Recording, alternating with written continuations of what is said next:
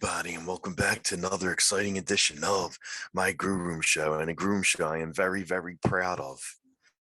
And for the Grue Rume Show today, eh, I'm part of something called a round table, and what a round table is me and a bunch of other interviewees are all in a Zoom meeting, and we ask the one star questions. And I was part of that, and I'm honored to be part of that. And I'm happy to say that the person that we all interviewed was Sylvester Stallone, the icon, Rocky himself, and he will be starring in a series on Paramount Plus called Tulsa King. And I want to thank Paramount Plus, and I want to thank Rocky himself, Sly. Thank you for having me be part of the round table, and I appreciate it. And this is my biggest interview yet, and I am Rocco Cross. I am the host at Stutters. I am the host of the Grue Room, and my interview with Sylvester Stallone will be coming up very soon. So stay tuned and go watch Tulsa King on Paramount Plus. I already saw the first episode. It's amazing. And it's a different side of Sly, which he says during the interview. He explains what he wanted to bring to his character. So I hope you all enjoy the interview. So here is Sylvester Stallone. Hey Sly, how's it going? Great. I wanted to ask you, were you allowed to go off script a little bit, or all the was time? It everything? All the time. See, to me, a script is it's almost like flying a plane, and all of a sudden you see turbulence. You go, oh man, I got to avoid this. I'm going to go around it. I'm going to raise and lower. And sometimes, at first they say, you can't do this. I go, yeah, I can. I have to. It's just, that's what I've always done with Rocky and Rambo, whatever. I always go off just to add a little spin or a little wise crack at the very end of something. And to me, that brings it makes it fresh. Because, guys, imagine saying the same line 10 times in a row. After a while, you begin to question your sanity. You really go, God, what does this guy want? I mean, and then when you just throw something in, I tell other actors too, I say, just add an extra 2 words in there, and it's going to throw the whole rhythm off, and you'll feel refreshed. So yeah, the answer is I went off script all the time until finally they stopped asking me to follow the script. Nice. Thank you, Sly. Thank you. And Elias, you can take the next one. Hi, Sly. How are you today? Great, thanks. Previous interviews, you've said that you've always wanted to play a gangster. You finally have this role. What went through the whole process of this, and what went through your mind when you started reading the script? Well, in the original idea, he was pretty thuggish. He was a guy who lived in an apartment, and the opening scene is like he shoots a mirror out by accident, and he starts to threaten his neighbors. Hey, shut up! I didn't do nothing, kind of a thing. I said, whoa. And then he goes out there, and he starts to take over strip joints by hitting guys in the head with champagne bottles. I go, that's not cool at all. I don't like that. So we added the aspect that, how about he's been in prison? How about he kept his mouth shut? How about he was loyal? And actually, you'll find out he didn't even deserve to be in prison, but he kept his mouth shut, and then he's supposed to be given a reward, like everyone who followed the rules is expected to get, and it's denied. So everyone is going to be empathetic to his cause, like Jesus, even no honor among thieves. And when he's thrown out there, you actually have to see a guy either succumb to loneliness or build a whole new infrastructure without Italians, without the guys he thought were his buddies, with cowboys and Indians and nerds and computer geeks and this, you name it. And that becomes his new family. And that was, we all finally agreed on that, and I think it turned out pretty well. And it gets crazier, believe me. That's great. Thank you. Thank you. And Michael, you can take the next one. Morning, Mr. Stallone. Sure. Good morning. Dwight talks about in the very first episode about some of the great works that he's read while he's been in prison, and I noticed Faust. He even talks about, was it worth being in prison? So I'm curious, do you think in all the deals that are being made in that first episode, does Dwight feel like he made a deal with the devil, or is he the devil? He's kind of the devil, but he's also been enlightened. Like, I took a couple lines out. I'm going to start adding the back end. He's always quoting Marcus Aurelius, and then he'll do Dante, and then so on, and then different philosophers, and even citing like Copernicus. You know, because he studied math. He's really quite bright, and that's why you'll find out later on that he makes everyone rich, because he understands numbers. He understands the stock market. He's really he's really good on a computer, you'll see. I mean, he put his time to good use in prison, and it makes him, a formidable opponent. But he tries to avoid, I mean, the only time he gets physical with anyone, except with poor Fred in the beginning, which, I thought that guy was fantastic. When I hit him with the bottle and the way he fell down, I said, this guy has to be part of the mob forever. So we make him part of the gang. He's like Fred. So we elevate him from that to something like he's like my bodyguard. It's going to be great. But no, I think that he starts out as a devil, and actually eventually you're going to see his daughter, and he has to change. And he really does start to become enlightened. And he realizes, like, I hate who I am, but it's a little old right now to find a new profession. I'm just not going to be, but I won't be vicious about it. I'm not a killer. So he'll continue to do his nefarious things, but in the context of what's going on, like, he's not violent, except once. And then he's really violent.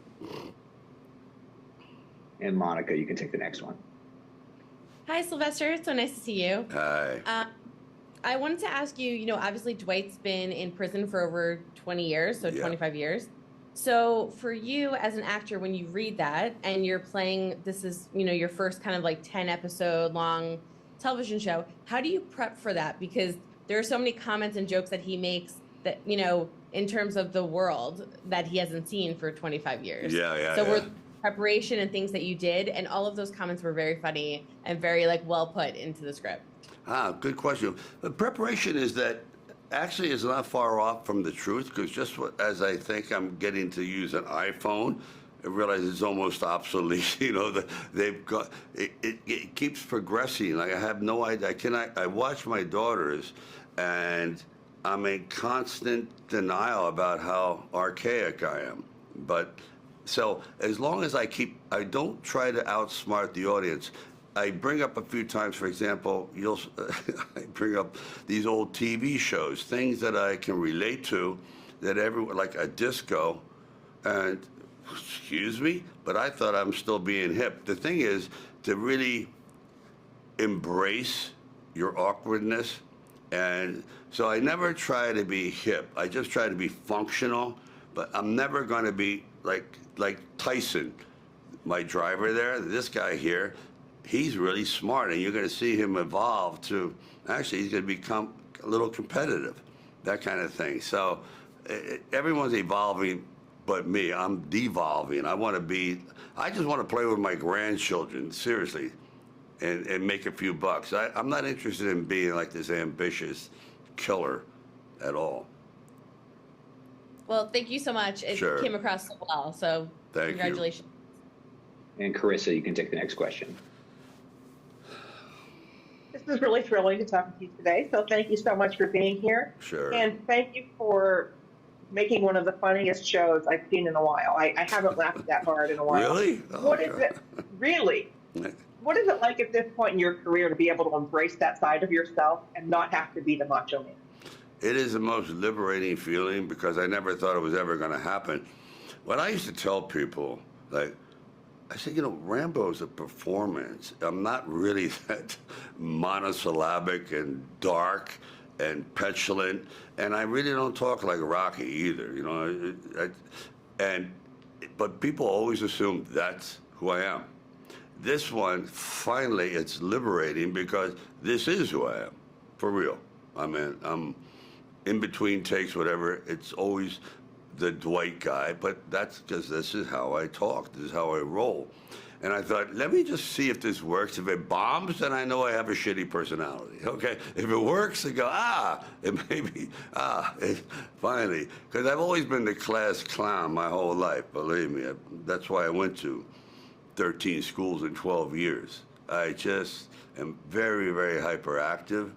And I just thought I'd try to put it in this character and see if it flies. It flew. Oh, thank you, Flew. There we go. And Steve, you can take the next question. Hello, Sylvester. Hi. This is a terrific showcase for you. Dwight is coming out of prison after 25 years. He's getting a second chance.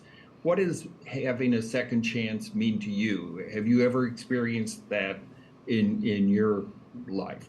Oh, man. You've hit a subject. This is the topic and the subject that fascinates me the most, because it's one that we constantly seek, which is redemption.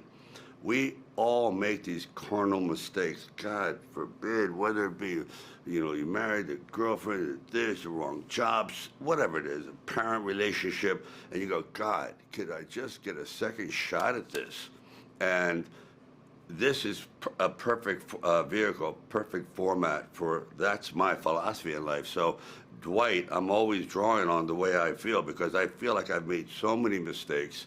Probably I'm feeling more guilty about it than I should, because I have this persecution complex, but it pays off. Anyway, it's good for writing, the persecution complex.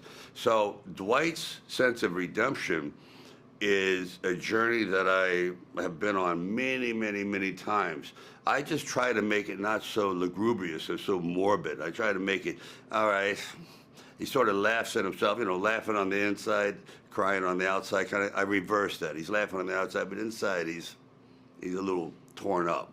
And that will become much more apparent when my daughter finally pops into the scene here. Is that Dana Delaney? No. It's actually a newcomer, and her name is Tatiana. So, yeah, you didn't see, Dana's also great. Where did you see her? What a character. Thank you. You bet. And Josh, you can take the next question. Hey, Sly, I'm with Brooklyn Magazine, so I have to ask, 50 years ago this month, you were filming The Lords of Flatbush. Oh. In Flatbush and in Coney Island, and I wonder if you have any reflections on that experience. I do. That was what you call a real handmade kind of film where, did we raise $15,000? Okay, we can shoot for another month and not shoot for 3 months, gain about 20 pounds, go back, lose it again. It took about 2.5 years to make that, and it was funded by a dentist. And it was one of those kind of handmade films, and your pay was you get to keep your motorcycle jacket. That's like, there was not even SAG. It was amazing. So, but that was the first time, and actually, talk about real locations where I got to test out my writing in some of the dialogue scenes. I went, not so bad. So it also was done by Marty Davidson and Steve Verona, who were really great, because, God, and there's so many characters. Like originally, it was De Niro was involved, and Richard Gere was involved, and a guy named Michael Moriarty was involved, and they kept coming and going and coming and going, and it turned out the way it did. But it was extraordinary experience. I mean, really, talk about just stealing locations, being chased by people. I mean, it was, yeah, for real, it was great.